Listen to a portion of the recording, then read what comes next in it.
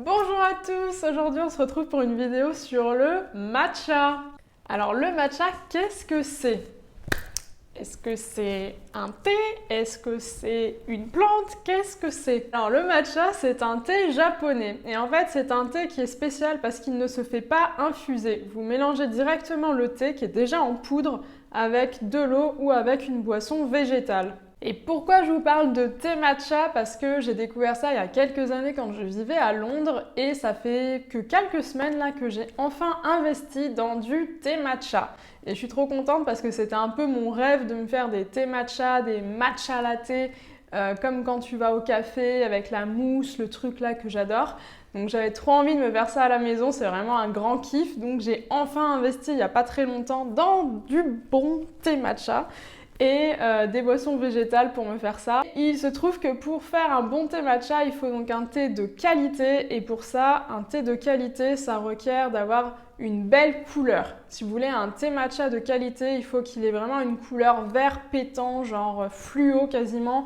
Si vous avez un thé matcha qui est un peu sombre, vert sapin, tout ça, c'est pas du thé matcha de qualité. Il vous faut un thé qui est vraiment genre vert pétant. Autre chose, si vous voulez qu'il soit de qualité, généralement il doit avoir très peu de goût, en tout cas il ne doit pas avoir une très grosse amertume. Plus un thé matcha est amer et plus il est de mauvaise qualité. Donc voilà, un thé qui est vraiment très très vert, genre vert fluo quasiment, et qui a très peu d'amertume. Ça c'est vraiment la base pour un thé de qualité. Alors vous allez vous demander mais pourquoi tu prends du thé matcha? Alors le thé matcha j'en prends parce que à la place du café, le café c'est un stimulant, ça te donne une énergie comme ça et puis ça retombe direct derrière. Donc moi je prends du thé matcha notamment parce que ça me réveille en douceur mais ça me donne de l'énergie genre en continu toute la journée et il se trouve que c'est aussi bon pour la peau. Ça permet d'avoir un côté antioxydant qui est aussi un côté détox grâce à la chlorophylle. Donc c'est vraiment super cool pour lutter contre tout ce qui est vieillissement, tout ce qui est radicaux libres. En gros, il y a pas mal de bienfaits sur le matcha, que ce soit sur la vitalité intellectuelle, sur le côté créativité, même on voit un peu de tout sur le matcha. C'est un peu le thé aux 1000 propriétés. Donc voilà, il y a aussi bien un côté beauté, un côté stimulant, un côté cerveau, un côté immunité aussi. Ça va aider à soutenir votre système immunitaire pendant notamment l'hiver. En gros, le thé matcha, ça a plein de vertus. Je vous laisserai regarder sur internet si ça vous intéresse d'en savoir plus. Aujourd'hui, je vais m'intéresser à deux marques en particulier. J'ai investi au début dans un thé matcha qui vaut très cher et j'ai investi là il y a peu dans un autre thé matcha qui est moins cher mais théoriquement qui est à peu près de la même qualité. Donc c'est ce que j'ai voulu découvrir aujourd'hui. Je voulais voir est-ce que c'est vraiment la même qualité, est-ce que la différence de prix me paraît vraiment justifiée? On va voir ça tout de suite. Alors les deux thés dont je vous parle, c'est d'un côté Anatae et de l'autre Matcha & Co. Donc voilà, on a deux thés matcha, les deux sont du Japon. Ça aussi c'est important pour la qualité, si ça vient du Japon, c'est généralement un thé de matcha de plus bonne qualité. De meilleure? Ouais, de meilleure qualité. Côté, on a Anatae qui est une marque française avec un thé matcha biologique et de l'autre on a une marque espagnole, Matcha & Co, avec un thé matcha aussi du Japon et écologique. Quand on regarde les packaging sur les deux, on voit que en fait c'est du 100% thé matcha parce que parfois, de ce que j'ai pu voir, il peut y avoir des thés matcha avec des ajouts, j'en sais rien, des additifs, des colorants ou je sais pas quoi. Donc là, on est vraiment sur de la poudre 100% thé matcha. On va regarder un peu de plus près les couleurs de l'un et l'autre pour voir s'ils sont bien vert pétant et s'il y en a un qui est plus vert pétant que l'autre. Et puis on va voir aussi au niveau de l'odeur s'il y a une différence. Alors là, on est sur le Matcha & Co.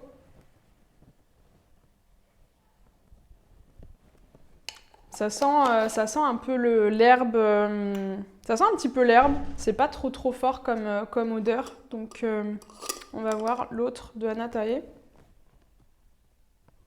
C'est pas la même odeur, clairement c'est pas la même odeur, je saurais pas trop décrire la différence, mais je dirais que le Anatae il est peut-être un peu plus subtil en termes d'odeur, ouais. que l'autre il fait un petit peu plus brut de décoffrage, un peu plus herbacé, ouais, un petit peu plus fort. Alors maintenant on va passer aux couleurs, ce que vous attendez tous avec impatience. Notre thé Matcha Co. Donc voilà la couleur qu'on a.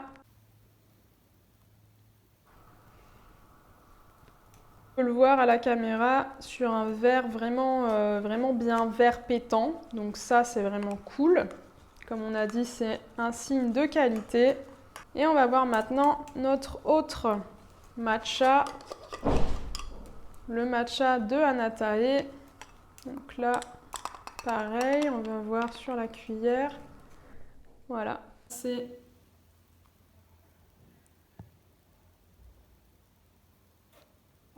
alors d'un côté, ici, vous avez le thé de Matcha Co.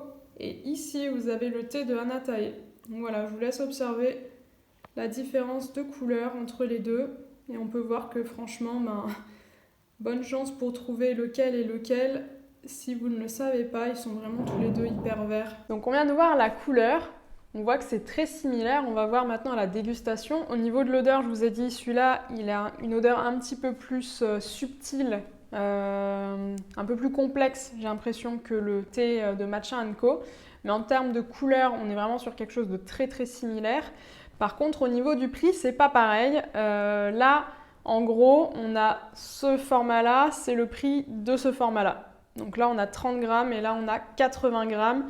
Et ouais, si je dis pas de bêtises, celui-là, il est à 32,95. Et celui-là, il est peut-être même à 34, quelque chose comme ça. Enfin, c'est à peu près le même prix, sauf que c'est pas du tout le même contenant. On va voir maintenant à la dégustation. Alors, on va commencer avec le thé de Anatae. Donc, généralement, on dit de mettre une cuillère à café de thé.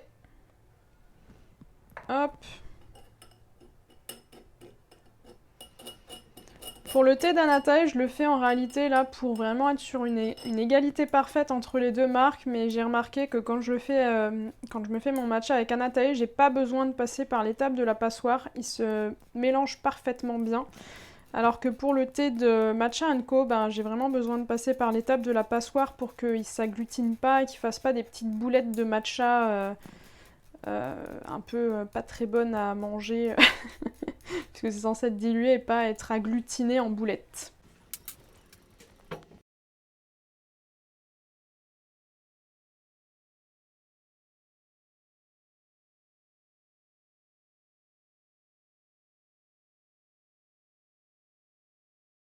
Pour faire le latte, puisque moi je ne fais que des matchas latte, sinon je ne vois pas l'intérêt.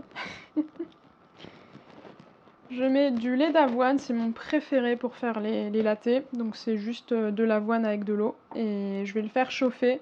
Je sais qu'il faut que la température reste genre inférieure à 80 degrés. Donc moi je fais ça un peu à l'œil. Je vais faire réchauffer au micro-ondes et puis quand j'ai l'impression que c'est chaud mais pas bouillant, je le sors. C'est bon, mon lait végétal est chaud, mais pas non plus bouillant, donc je vais le verser sur le thé matcha d'Anatae. Donc normalement, il faut en verser une petite quantité, le mélanger, le fouetter. Je vais vous montrer ce que je vais utiliser. Donc on va essayer de pas en mettre partout.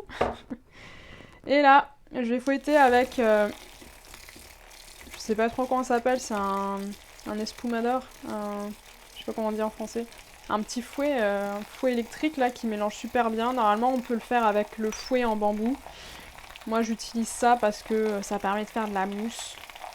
Et c'est pour ça qu'on est là. Une fois que c'est bien mélangé, comme vous voyez là, bien homogène, je verse le reste.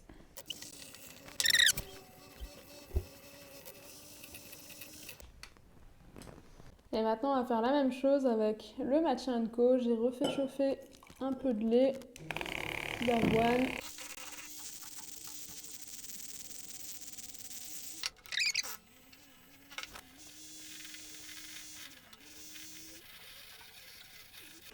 Nous voici avec nos deux boissons, Anatae Matcha Co. Je pense que ça se voit aussi à la caméra, mais Anatae, il est un peu plus clair que Matcha Co.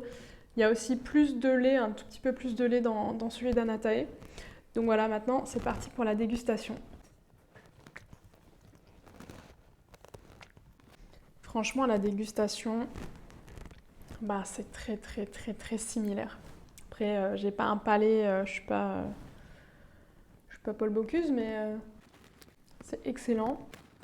Et c'est excellent aussi. Il y a peut-être un chouïa plus d'amertume sur le Matcha Co, mais franchement, là on pinaille quand même. Hein. On est vraiment sur du pinaillement. Ouais, je dirais qu'il y a une différence sur l'amertume. Il y a un petit peu plus d'amertume sur le Matcha Co. Là, on a vraiment zéro amertume sur le Anatae. Donc voilà la différence. Au final, les deux sont très bons. Je vais me les finir. Chose très importante, quand vous prenez un matcha latte, comment savoir qu'un matcha latte est vraiment un bon matcha latte? Si vous avez une moustache à la fin.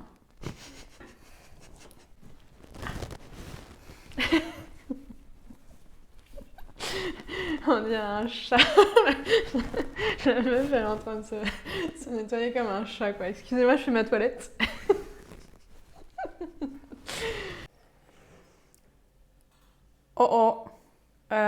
Je viens de me prendre 2 matchas, sauf qu'on est dans l'après-midi, donc je connais quelqu'un qui ne va pas dormir de la nuit, vu que ça donne de l'énergie en continu. Bon, c'est quoi ma conclusion après toutes ces dégustations-là? On a envie de savoir. Eh bien, franchement, le rapport qualité-prix chez Matcha Co, je le trouve très bon.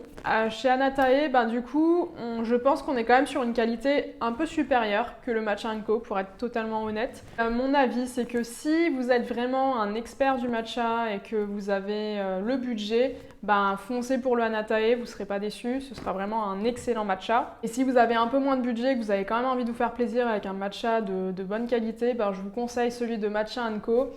Parce que le rapport qualité-prix pour les deux, c'est pas du tout le même. Hein. Je vous ai montré, le petit format, c'est l'équivalent du grand, donc on n'est quand même pas sur la même chose. Donc voilà, à vous de voir en fonction de votre budget et de si vous êtes vraiment un expert ou en tout cas si vous avez le palais sensible à l'amertume. Voilà, si vous voulez zéro amertume, foncez sur Anatae. Si ça ne vous dérange pas d'avoir une pointe d'amertume, je crois que sur le site ils disent que c'est le goût umami. Voilà, foncez plutôt pour Matcha Co. Et en fonction de votre budget. C'est tout pour moi aujourd'hui. Si vous avez aimé la vidéo, vous pouvez vous abonner, vous pouvez liker, vous pouvez activer la cloche pour recevoir toutes les notifications des nouvelles vidéos que je fais.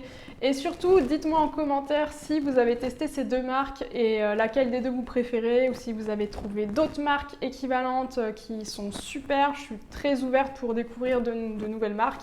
Voilà. Et si ça vous intéresse de tester l'un des deux matchas que je vous ai mis, dans la vidéo, dans la description, vous avez les liens directs pour les trouver. Voilà, on se retrouve très bientôt pour une nouvelle vidéo sur Acné Positive.